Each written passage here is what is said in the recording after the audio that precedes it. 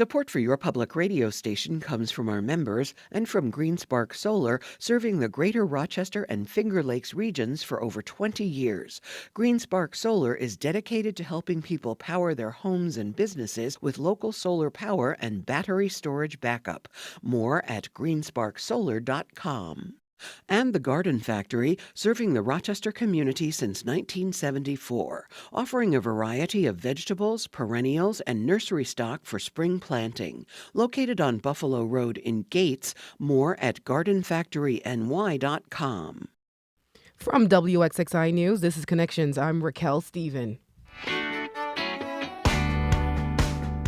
It's mid-July, which means it's peak summer travel season. But this year, vacation planning comes with some extra baggage, like travel advisories, shifting experiences at the border, and increased concerns about flying.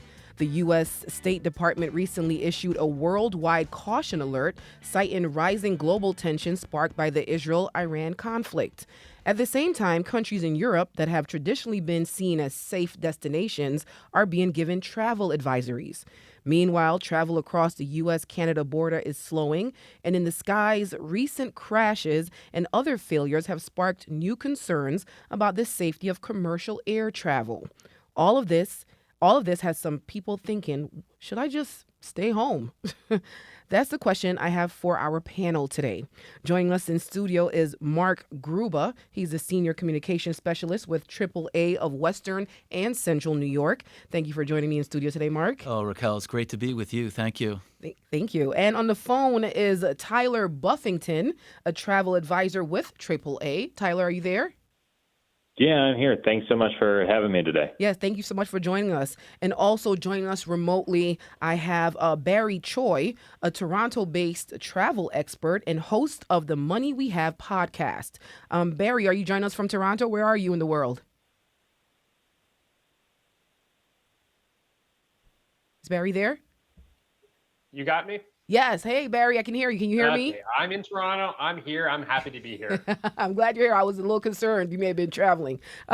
Barry, thank you for joining us. Now, if you, our listeners, want to join in on the conversation, you can call us at 1-844-295-TALK. That's 8255. Or at 585-263-9994. Or email us at connections@wxxi.org, or comment in the chat section in our YouTube channel. Now, I want to start with my guest in studio, Mark. In June, the U.S. State Department, as we heard, issued a rare worldwide caution alert advising U.S. citizens overseas to exercise increased caution. Can you walk us through what triggered this and how it differs from the typical country-specific travel advisory? Well, I think there's a couple of things to keep in mind here. First of all, the conflict between Israel and Iran triggered concerns not just in that region in the Middle East, but throughout Europe as well. It is worth noting, and I do think this is important for travelers to keep in mind, that the majority of the countries in Western Europe typically operate with a level 2 travel advisory.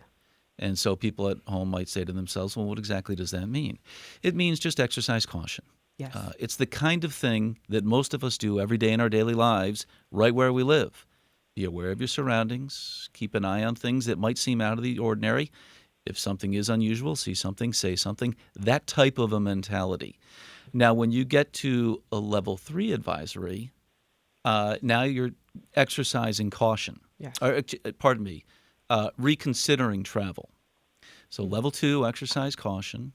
Level 3, reconsider travel. Whatever is happening in that particular area is something that might give the typical traveler pause and reason to reconsider whether they want to go to that area. Level 4 would be do not travel. We saw a level 4 advisory for Iran, for example. Yes. I don't know how many folks from the Rochester area were planning trips to Iran this summer, but anyone who was, we're at a level 4 there. Yeah. We're not taking that trip. That's a dangerous place to go right now.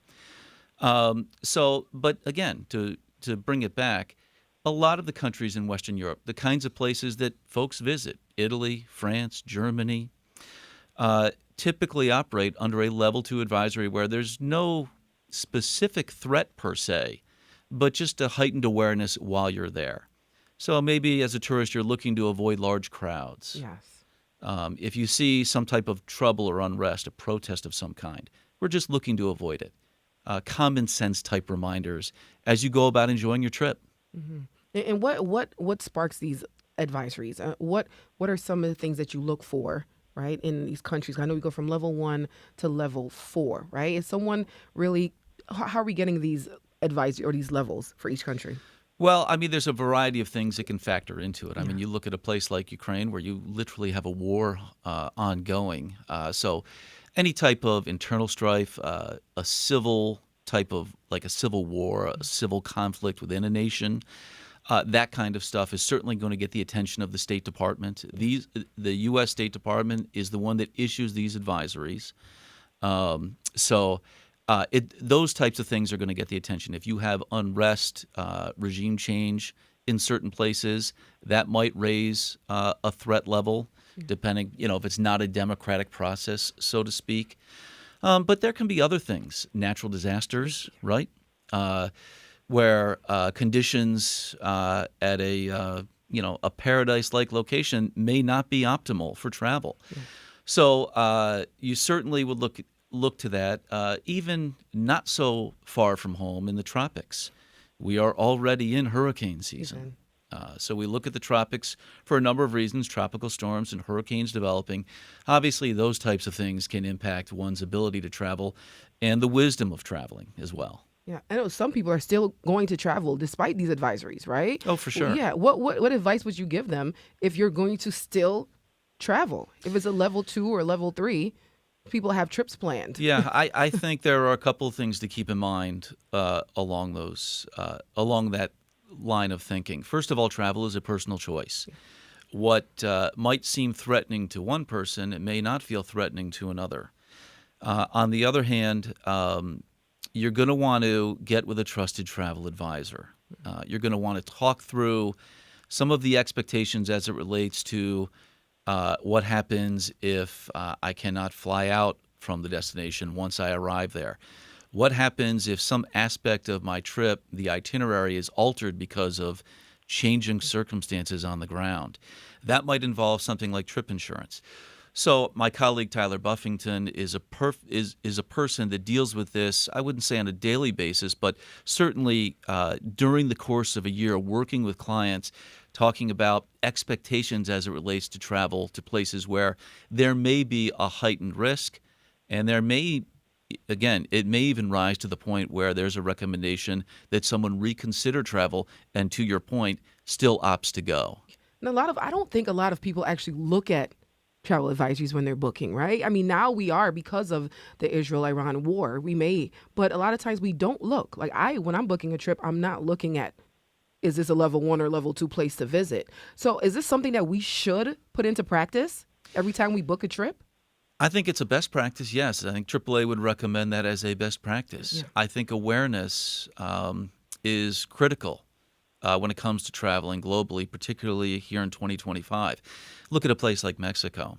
Yeah. So if you're going to go to, book a trip to Cancun, it probably isn't the first instinct to say, hey, am I good to go here? But if you look at it, there may be an advisory in place. There may be some type of warning. We have seen in the recent past, situations where there were incidents in areas near Cancun. So perhaps it's not a preferred resort, but because there's been an incident nearby, it's something that travelers should be aware. And again, this is the kind of recommendation that a travel advisor, someone that you can trust, can walk you through. If you're going to book an excursion, you're going to want to book that ahead of time. You're not going to want to walk down the beach in Cancun, run into some random person who says, I'd love to take you on a boat ride. That's something you're going to want to work with a trusted advisor ahead of time. Put that in place so when you take that excursion that you are going to be safe and that you are following a planned itinerary. Yes. You're going to stay on the beaten path, so to speak. Yeah, and I know a lot of people love to travel alone now. Like traveling alone is a thing. I know there should be some heightened precautions for people that travel by themselves, because a lot of times you make plans with a group of people and then people start to fall off, like, oh no, change your plans, and now you're by yourself. Or people just enjoy traveling alone. any advice for those people that travel by themselves? Yeah, I mean, the first piece of advice that comes to mind is make sure that your loved ones know where you are. And the other piece, and I know Tyler can speak to this, is if you're traveling internationally, you should enroll in the STEP program through the State Department. This allows the government to know who you are, where you are, and how you can be contacted in the event, as we talked about, if something were to change on the ground in a place like Italy or Germany while you're there. They can get a hold of you. They know where you are. You can get a hold of them. If you need to be removed from that situation for some reason, obviously that's an extreme example, but if some type of unrest were to unfold, the State Department knows you're there. They can account for you. So that would be the number one piece of advice. The secondary component of that is your loved ones should know where you are if you're traveling alone. Maybe you're traveling from Rochester for a weekend in New York City or Boston. So I think it's a good idea for those who know you and care you to know you're there. Even I think about, even anecdotally in my own life, I know that we have the ability through our smartphones to track the movement of our children. Yes. So we know where they are, and we can create an expectation for they're not where they're supposed to be. Maybe I pick up the phone and make a call or send a text to make sure everything's okay. So I think that's the first piece of advice that I would give in that scenario is let people you love know where you are. And Tyler, I know, like Mark said, you have your expertise on this. Do you want to provide some insight into checking in with the State Department? Yeah, so absolutely. So enrolling in the STEP program, the Smart Traveler Enrollment Program, it's fairly quick process. It usually takes only about 15 to 20 minutes or so, and you can make sure then, again, like what Mark said, like the State Department knows where you are, knows, how many people there are in your traveling party, or if you're traveling by yourself, knows that and notes that, so that if there is something that begins to develop, or, potentially we're already in a level 2 travel advisory in the destination of where you're going to be, and something may elevate it to a level 3 or a level 4. They know where you are. They know that then they can get you out of there, and, you can work with us and work with the State Department in the process of, making sure we get you home safe and sound from any of those locations. And do people often do this, enroll in the STEP program? I've had some people do it. I've had people not even know what it is too. Right. So it's like you said, it's not something that we always think of when we're going to these places. Like, oh, are they in a level 3 travel advisor? Oh, are they in a level 2 travel? We don't think of that stuff necessarily when we go to destinations. We're just like, I want to go there. I want to check this out. I want to have a vacation there. I want to enjoy myself. So it's not always something that's well thought out when you're going to the locations, but it is something that we do monitor and we think about every single day. And I may not think about it every single day, but when people come in for some of the locations that are at a heightened risk, it is something that I definitely mention and I want them to consider in that case. But that's one thing we do here at AAA is on top of what I do to monitor clients and our members' safety and everything, is also we have a whole team that monitors that constantly if there's a bad weather advisory or if there is something that develops and changes. So we're never going to send anybody anywhere that's unsafe. We're going to monitor that. We have a whole team that is just checking that all out to make sure the places that we are sending clients and members is safe. So we have teams that are looking at that all the time, which that's one thing I really love about and I feel good about that. I have somebody backing me up constantly 24/7 too.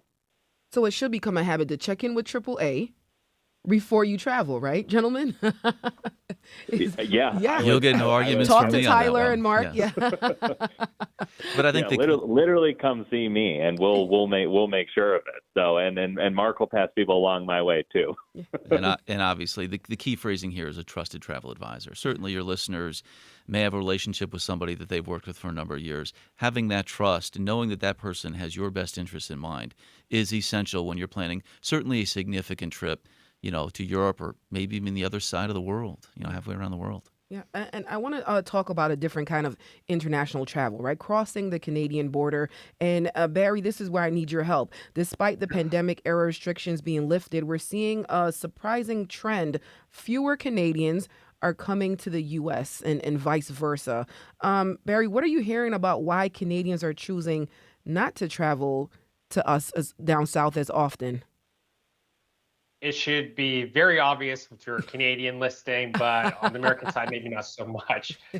So the number one big thing I would say at the very beginning, closer to February, is the 51st state rhetoric. At the beginning, everyone kind of blew it off, didn't think the president was very serious, but now obviously he is in fact serious. And this is not a joke to Canadians, and I'm sure Americans can understand why. It's like, we just don't want to hear that, and we're just not interested in it. And then the second thing that I think really tipped the scales is tariffs. We're Yes. constantly under threat. Again, back in February, March, I can't even keep track. Tariffs were changing almost daily. I remember I was driving over the border to Buffalo, and I think the tariff situation changed like 3 times within a span of a week. So to a lot of Canadians, I just feel like they just don't want to bother right now. They're still traveling. So it's an opportunity to visit places like the Caribbean, or what we're seeing the data here is a lot of Canadians are traveling within Canada or heading towards Europe. So there's still Canadians traveling and they're still spending money. And obviously some Canadians are still traveling to the US, but the numbers speak for themselves. Air traffic and cross-border via vehicles has dropped significantly. But on the flip side of things, I think there is an opportunity for Americans who want to come to Canada because there's a strong exchange rate for you guys, and you guys have strong exemptions where the tariffs don't necessarily apply. And Barry, I know a lot of these travel advisories, like a level 3 for Americans, right? Is if that country is unsafe for Americans. Do you have something like this in Canada where if a country's unsafe for Canadians, you won't? Yes, Okay. very, very similar. And I thought it was very smart. AAA, Mark, I believe is his name. We have very similar advisories for any country. So like you said, if you can go to Italy or UK, there's always some kind of advisory, very, very basic advisory when you think about it. Like, hey, it's a known area where tourists get pickpocketed. My mom got pickpocketed in Barcelona, and there's advisory for that. Not specifically for my mom, but you get the point.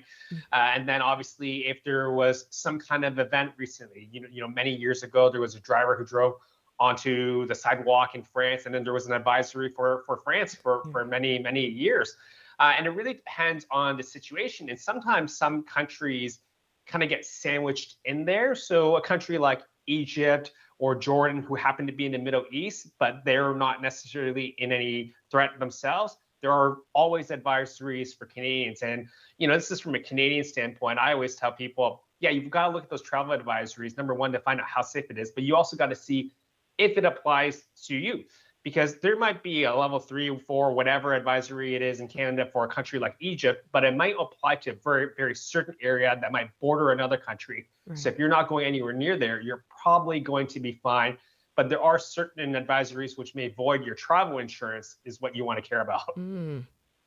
Yeah, let's talk. We mentioned travel insurance, right? Let's talk about that because a lot of us don't take that, right? Because it's the extra fee. We don't click on that box. How important is having travel insurance right now with this political climate? So, I think the short answer to that is it's always important. Yes. Travel is expensive. The components of travel are expensive. Travel insurance is protecting your investment against the unknown. We're talking about things like natural disasters or unrest in a country, but it might even be your own health that alters your travel situation, or perhaps you arrive in your destination and you have some type of issue. You fall and break your leg or something like that while you're hiking.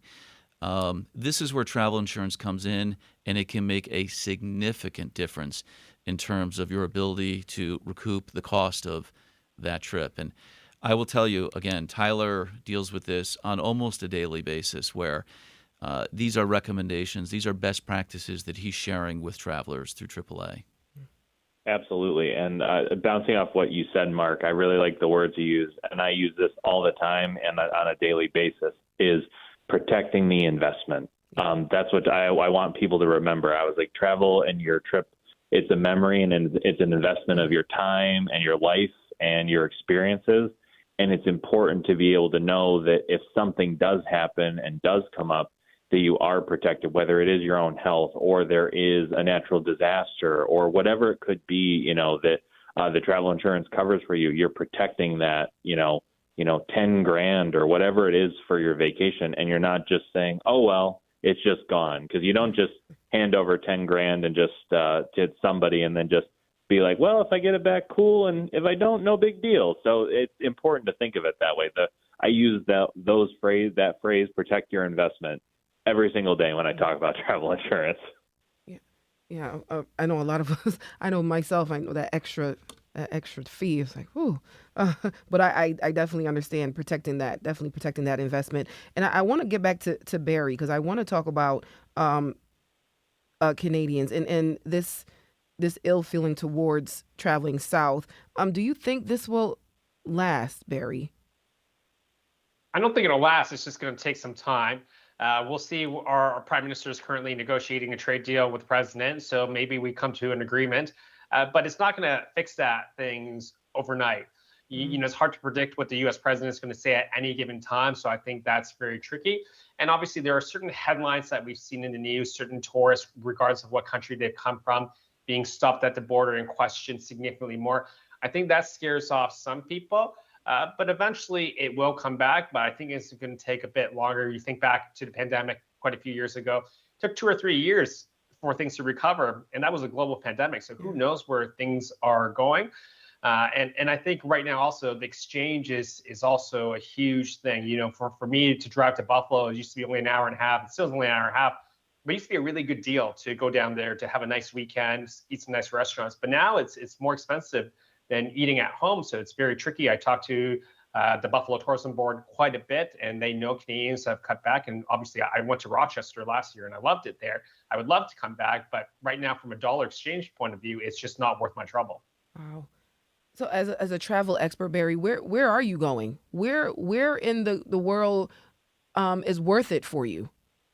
Would you say? Well, worth it is a bit of a relative term. Like let's be fair. Like, I love the U.S. I love California. I love Florida. I love driving to New York. There's so many things. Now that my daughter's a little bit older, I would have loved to do a road trip to upstate New York. But right now for us personally as a family, we went to Mexico recently. We're heading to Amsterdam and London this year. So there are different opportunities available to us. But I'm always, as a travel expert, always looking at what's available in the U.S. And I still think there is value there. But then when I start to do that math on the exchange, I'm like, ooh, that hurts quite a bit. And I do think a lot of Canadians are feeling that. And also, as a Canadian, with our banking system, some credit cards also charge additional fees. So there's all these fees that you got to add up over time, which can be very, very frustrating. But regardless, traveling is a luxury. I think it's just an honor that anyone can travel. And if you can afford to do so, you shouldn't look at just South. You should always be looking globally to see what's available. And, I always tell Canadians also, don't let peer pressure affect you. If you're always planning a trip to New York or to Florida with your family, just because someone else may not be willing to go, you have to make that decision on your own. And if you think it's the right decision, no one's going to blame you for that. So I want to touch on, because sometimes when you look at this map, right, that indicates the level of travel advisory for the country. We have some countries that are bordering others that may be a level 4, but the country that's bordering it is a level 2. How should travelers approach that when a country's bordering on or on the cusp of another country that's a level 4 advisory? Well, certainly awareness is critical. Being aware of your proximity to an extremely dangerous situation.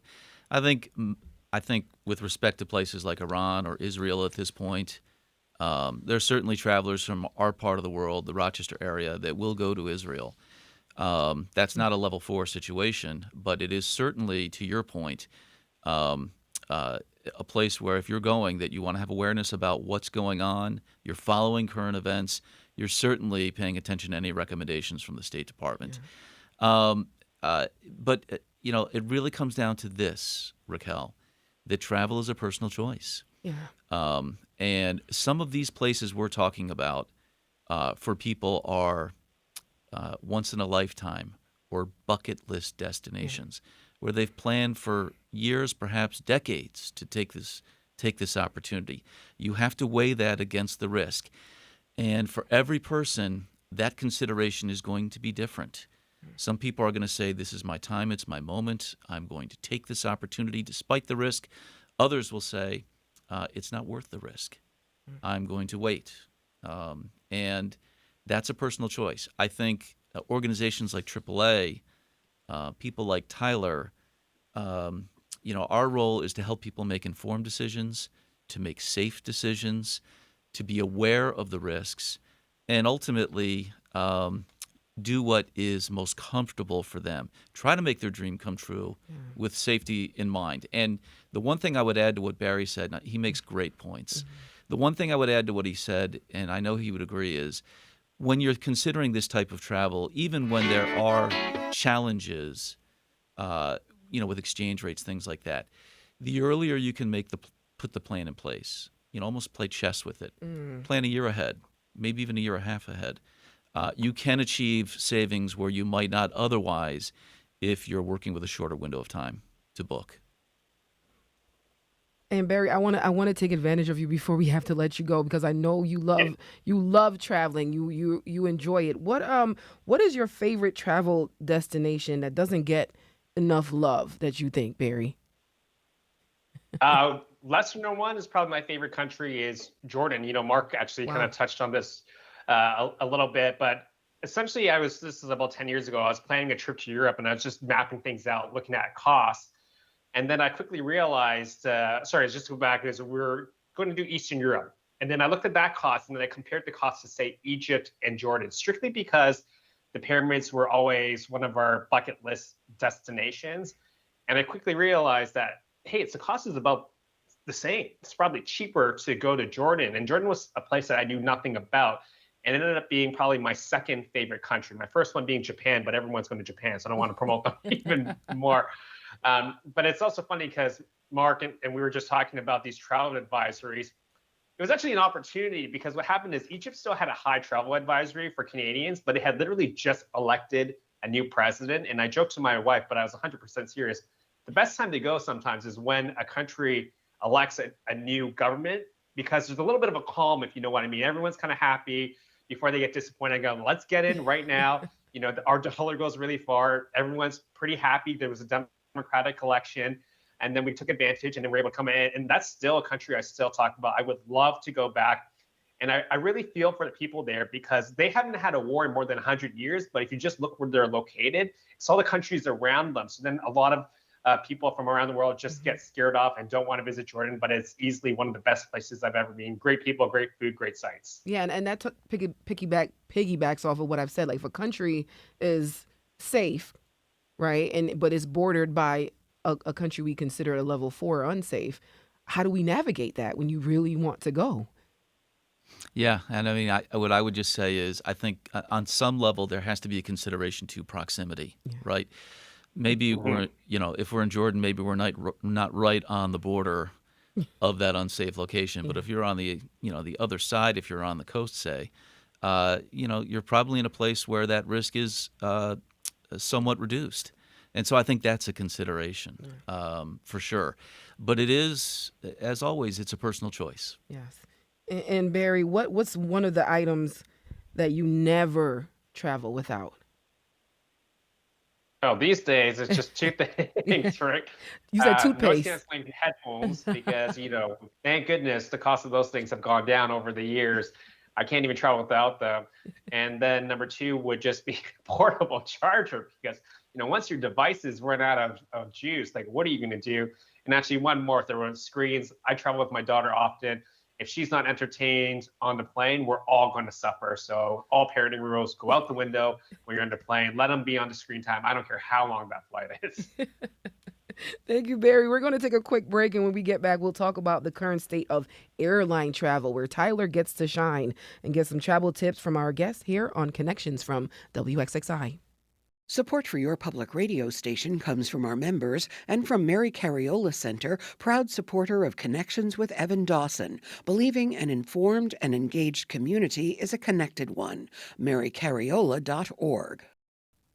And we're back. This is Connections from WXXI. I'm Raquel Steven, and we're here talking about travel safety. And in studio with me, we have Mark Gruba, a senior communication specialist with AAA of Western and Central New York. And on the line, we have Tyler Buffington. He's a travel advisor with AAA. And I don't know if Barry's still with us. Barry Choi is with us, a Toronto-based travel expert and the host of the Money We Have podcast. Now, time for the good stuff. I want to talk about airline travel because it's been a bumpy few months, to say the least. We've seen emergency landings, a mid-air collision with a helicopter, and even a Delta flight that crashed at Toronto Pearson Airport, thankfully with no fatalities. Add in radar system outages in major airports like Newark, and there's growing public concern about whether airline travel is still as safe as it once was.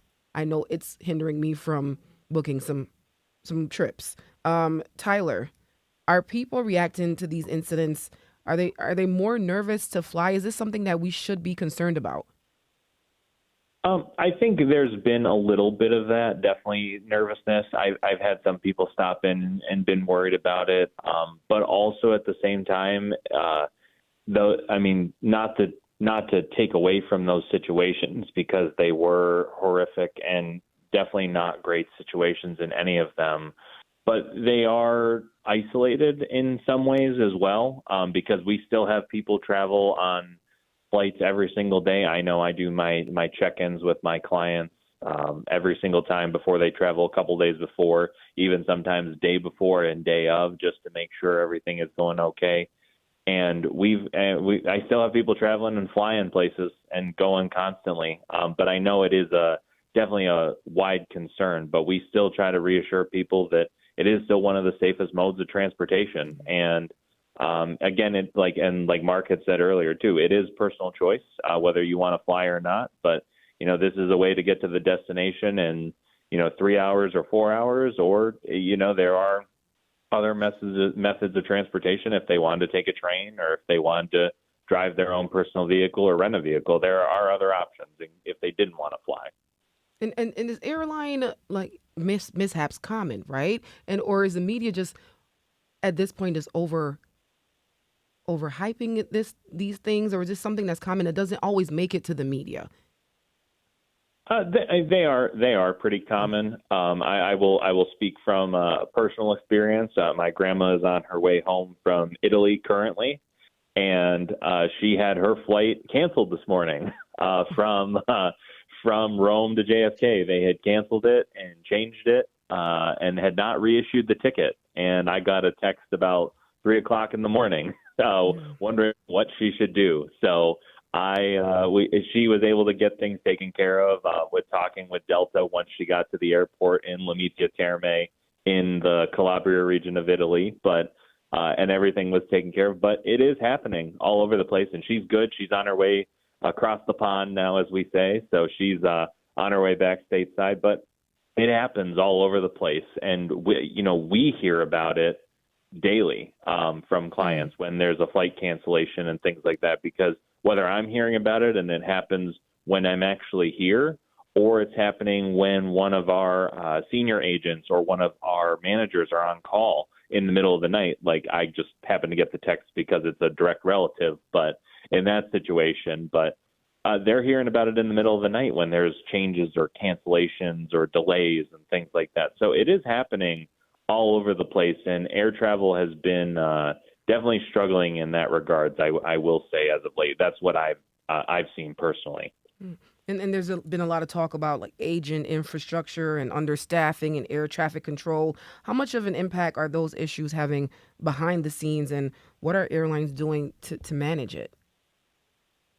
I think it's having a little bit of an impact. It's not something I'm super familiar with in the regards of the air traffic control and everything that's going on. So something I've been doing a little bit more research on just to check. But I know it's definitely impacted. I know when the awareness came out, especially with air traffic control issues in Newark, I know I've had a lot of clients, and I've also been working on it for clients, want to avoid Newark. Like, if their flight was going through Newark, they were like, can we go somewhere else, please? Can we go I have plans going on a Viking River cruise in August, and it was originally set to go through Newark, their flight out from Buffalo, and they were like, could we go somewhere else? I said, well, the only other option is Chicago, and you didn't, so you got to go west then to go back east, but if you're okay with that, we can make it happen. So, and they were like, well, I'd rather go through an airport that isn't having the same set of issues. So we did that. So I've kind of monitored some of those things that have been in the news to try to avoid maybe some of the airports that people have had issues with air traffic controllers and major delays and cancellations and things along that nature. I want to just take the time out to remind our listeners that they can join in on the conversation. You can call us at 1-844-295-TALK. That's 8255 or 585-263-9994, or email us at connections@wxxi.org, or comment in the chat section on our YouTube channel. Now, Mark, for AAA, from the AAA perspective, are you seeing more people opting for road trips or alternate travel like trains this summer because of concerns around flying? Yeah, it's a great question. And I think that Tyler's point put a fine point on it. For everyone, there's going to be an inflection point where it makes more sense to fly than drive. Yeah. But the overwhelming number of people, take, for example, the most recent 4th of July holiday, from June 28th through July 6th, that Sunday after the 4th, that window of time, 85% of holiday travelers were road trippers, 61.6 million people across the United States. The overwhelming majority of people are traveling by car. Having said that, that still leaves a lot of room for air travelers as well. But a lot of people opt for cars for a couple of reasons. There's an element of control. There's an element of flexibility with your travel plans. And I think it also provides an added layer of convenience. You're not going through a security checkpoint at the TSA, that kind of a thing. For some people, those are important considerations. For others, maybe not so much for like a week-long summer road trip, but maybe like a long holiday weekend, like a Thanksgiving per se. Travelers tend to prioritize air travel at that point because they want to get to their destination as quickly as possible because they have a finite amount of time there. Yeah, and with this travel, I know we have this Real ID concern now. In certain airports, you can use it, you can't, or they put you through an extra security measure. What is going on with Real ID? Well, I will say this. The enforcement of the Real ID requirement began back on May 7th. There has not been a lot of chatter about it since then. I think for a couple of reasons. I think a large number of travelers, air travelers now, and this is for domestic air travel in the U.S., all travelers must be 18 and older and must be Real ID compliant. Yeah. If you're a child, as long as the adult traveling with you is Real ID compliant, then you're okay. Having said that, the majority of travelers are Real ID compliant. So what does that mean? It means you have a government-issued ID that meets the requirements of a Real ID. A valid passport trumps everything. If you have a valid passport, you can go anywhere in the U.S. or anywhere in the world. If you have a Real ID, or in New York, we have the ability to get an enhanced ID as well. Those also meet the requirements. What we're seeing is, at least to this point, and we're a couple of months in, travelers who don't meet those requirements or have some type of issue with their ID, some are being either reminded, hey, we're enforcing this now. Going forward, please make sure you've got it. Or maybe in an extreme scenario, they're being taken out of line to another room for what's called some enhanced screening, where the TSA agent is taking some extra steps to make sure that the person is who they say they are. That takes a little bit longer. The challenge there is you run the risk of missing your flight. Yes. So the recommendation, of course, is be Real ID compliant. And the other thing I would add just quickly, and I know Barry can certainly appreciate this, New Yorkers who have the enhanced ID, that allows you to get over the border seamlessly as well. You do not need a passport if you have an enhanced ID. The Real ID does not give you access over the border. Wow. So having the enhanced ID, for folks like us in Rochester or Buffalo, where you're proximate to Canada and perhaps you go there for work or leisure, having an enhanced ID, it's a few extra dollars, but there is that added benefit. So an enhanced ID, is it better than the Real ID? Well, I guess from that standpoint, it Standpoint. has certain additional advantages, but the basic idea is that it meets the requirement of Real ID. And you'll know that you have an enhanced ID because, or a Real ID, you'll either have the star on it or the U.S. flag. If your ID has one or the other, then you're compliant. If it does not, you need to get to the DMV and get your ID updated. Thank you. Yeah. Thank you, Mark. Yes. I felt like you were talking right to me. I'm like, okay, it's okay. I will. I don't. Do we have a caller? Yeah, we do have a caller. Hello, caller. Are they on the line? Hello? Hi. How are you? Yes, you are live on WXXI. You have a question or a Oh, comment? yeah, I did. So I wanted to say that when I was 13 years old, my father was killed in a plane crash. And later on, it was found out that there was something wrong with the plane mechanically. And, you know, from that day forward, you would think I would be terrified to fly, but I'm not. Wow. I fly all the time. And I'm grateful when my flights are canceled. Like, I love it because that means they caught the problem before we got in the air. And I think that the mechanics work very hard to keep those planes up and running. And I think that a lot of patience on our end as the passengers is really indicated. And I'd also like to say one more thing. Shout out to the airline industry for starting the pre-flight check. Later on in life, I did become a surgeon, and we do a pre-surgical timeout. And it's based off of the FFA timeout for pre-flight to make sure everything's safe and working properly. So they've led the way in a lot of safety endeavors, and I just think that should be recognized. And I thank you all for your work. Yes, thank you. Thank you so much for calling. Mark or Tyler, should we be happy for delays sometimes? I think she makes a great point. All of us are in such a hurry these days. But from our perspective at AAA, it's safety first. Traffic safety is at the core of our mission going back 125 years. This is simply an extension of that. And I know Tyler would agree with that. Yeah.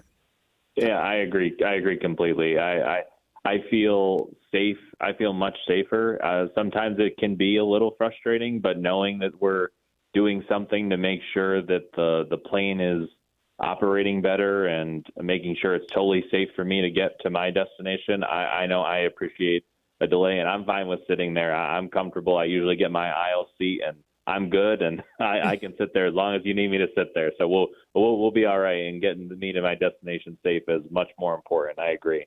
You know, one thing I would add to that is that, we talk about a mechanical issue with the plane. Yeah. Oftentimes, these delays are the result of weather in another location. It's fine where you are, but there's weather issues en route to your destination or at your destination. So that's another consideration where your best interest is being taken into consideration. Yes, you're being inconvenienced a little bit, but your safety has been put first. Yeah, I can appreciate that. That's a great perspective because I know a lot of us get frustrated. We're at the ticket counter yelling at the agent, but safety is first. And Barry, I want to ask you about what is it for Canadians? Is there a fear or a concern when it comes to airline safety and system reliability? What are you hearing? Oh, just 2 years ago, Toronto Pearson International Airport had some of the worst delays in the world. Yes. So I think we do have concerns, and all those headlines you talked about. Yes. Obviously, that Delta plane crash happened here in Toronto, so it felt very close to home because it literally was at home. But at the same time, I would advise people that, realistically speaking, you have a greater chance of dying in a car accident every single time you drive compared to flying. That won't necessarily ease people's fears, but it is something worthwhile to mention. And at the same time, I think if you want to travel, and obviously you might have to fly to many destinations. I can't drive to Hong Kong. I can't drive to London. So I'm going to have to take a plane. So you got to decide, is it worth it for you personally? But at the same time, if you suffer from a lot of anxiety, it's probably not worth your trouble. But everything that's been going on, not just with flying, but as we're talking about U.S. concerns, I think it's a great time to road trip, regardless of what country you live in. Enjoy your great backyard, see things you haven't done before, because road trips are fun and you don't have to pay for those flights. Great time to road trip. And I want to touch, Barry, I want to talk about the the crash at the Toronto Pearson Airport, right? No fatalities. Is that does that uplift people's spirits to travel more when you hear, oh well, this happened, but no one died. That means I don't think if something anyone wants to happens. be in that situation, regardless, because especially when it sounds like, and obviously you can't quote me on this one, but it may have been pilot error, so everyone's going to be concerned. But I do think the safety regulations in general, especially if you're going to a major country, they're very good overall. The flight training, the airlines themselves, and maybe if that means picking one airline over another where you think they've got better planes and more reliable pilots, then you do you, and there's nothing wrong with that. Sometimes I question it when in my younger days where I booked a discount carrier in Europe. It's like, am I literally even getting a seat or a seatbelt here? Because I paid so little money for this. I don't know if our caller is our caller still on the line? Because she did mention that her dad died in a plane crash and she's still flying. I would love her to give advice on how is she able to overcome that, even with that tragedy. Can she hear me? No, I'm kidding. yes. She said free alcohol. So, no, because later on I became a scientist and a surgeon, and what I realized is that exactly what the other gentleman just said. You're more likely to die in a car crash, right? So, and I drive every day. So if you're going to be rational and you're going to hedge your bets, probably put down your cell phone when you're driving, stop when you're supposed to, that kind of thing, don't speed. So we all take risks every day that we don't like to factor into what we're doing. And, have I been on scary flights? Absolutely, But, yeah, my brother doesn't fly, so that's, I guess, the cosmic balance of the universe right there. But, yeah, so I think just hedge your bets and be grateful when they catch these problems. And when there's weather, that was a hard one for me to overcome. I learned that in Dallas. I was like, it's a sunny day. And the airline lady said, yeah, it's way up high where you'll be flying through. The weather is so severe up there that we can't fly through it. And I was like, wow, it blew my mind. So, trust these people. They know what they're doing, but we're all human and we all make mistakes. So a lot of understanding is, I think, important all around. Yeah. So to sum it up, she's pretty fearless. Some alcohol and being fearless. Tyler, when clients ask if it's safe to fly right now, what do you say? What's the big picture here? View on commercial flights. I mean, absolutely. The list of people that, I've had fly and, with my experience here at AAA and the people I've had up in the air, have I had delays and cancellations? Yes. But all my whole client list, I've never had anything, a major incident happen in all the people that I send on flights. And I've sent quite a few people on, all over the world too. So, and I've never had anything major happen, from personally things we booked and a lot of the things even across the boards, because we monitor all those flight situations that have happened in recent with some of the crashes and things like that. And I mean, thankfully, at least in our clientele list here at AAA, we had nobody on any of those flights and planes, which was, we were very relieved to hear it was none of our passengers as well. So I would say it is relatively safe. It's a risk, just like the caller had said, it's a risk like anything else you take every single day in your life, but if you want to go to a place, we're going to help reassure you, it's fairly safe. And, those are 1% of the flights that are out there realistically that have had, major issues and things like that. So 1%. That's a pretty small number. 1%. It may not be exactly 1%, but in the scheme of things, it feels more like it's the 1% of the things that happen out there. And not to say with delays or cancellations, that might be a little bit higher than that, but of the major things that happen with emergency landings and crashes and things like that, it is a much, much smaller number. So if you want to wage it by the numbers, I would say it is safe to fly and safe to travel. Great. And gentlemen, for all of you to answer, what's your number one tip for traveling safely this summer for our listeners? We can start with Mark. Well, I'll say, and it kind of plays off of what we just said. Pack your patience. Right? Ooh, that was I think great. that's a That's big a headline. one. You know, it applies in so many areas of our life, but certainly as it relates to travel. Pack your patience, temper your expectations, allow safety to be your guide. Certainly there's an element of giving that over to the pilot when you're flying, but when you're road tripping, making great decisions, getting the car checked over before your big trip, making sure when you get behind the wheel, you're ready to drive, that you're not speeding, you're not distracted, your cell phone is put away, you're not impaired in any way by drugs or alcohol, and here's a big one, you're rested. Drowsy driving takes a lot of lives in this country. Make sure you're properly rested before a long road trip, and you as the driver and everyone in your vehicle must be buckled up. Safety first. The way you look at me, Mark, I just feel like you know all my bad habits. Tyler, do you echo what Mark is saying? I do. Mark actually took my favorite line. I like to say, "With pack your patience." I think we share that in a lot of our segments we've done together too. So, but the other thing I would say to people as well, on top of and kind of what Mark said about having the car checked over before you leave, is just to be prepared for any of your situations as well. So making sure that you're ready for whatever might come along the way, have those airline apps ready, being able to check out for delays and things like that. So being prepared is my thing, I would say, for sure. Pack your patience, be prepared, expect it. It's a lot. Can you make a list for me, please, Mark? I'll get that done right away. Thank you for joining us, Mark Gruba. We have Tyler Buffington and Barry Choi. Gentlemen, it's been a pleasure. Thank you so much for providing your expertise today on the show. Thank you. Thank you for having us. No problem.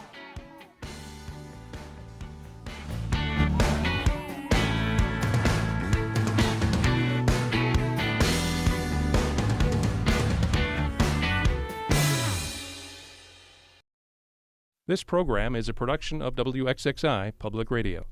The views expressed do not necessarily represent those of this station, its staff, management, or underwriters. The broadcast is meant for the private use of our audience. Any rebroadcast or use in another medium without expressed written consent of WXXI is strictly prohibited. Connections with Evan Dawson is available as a podcast. Just click on the Connections link at WXXInews.org.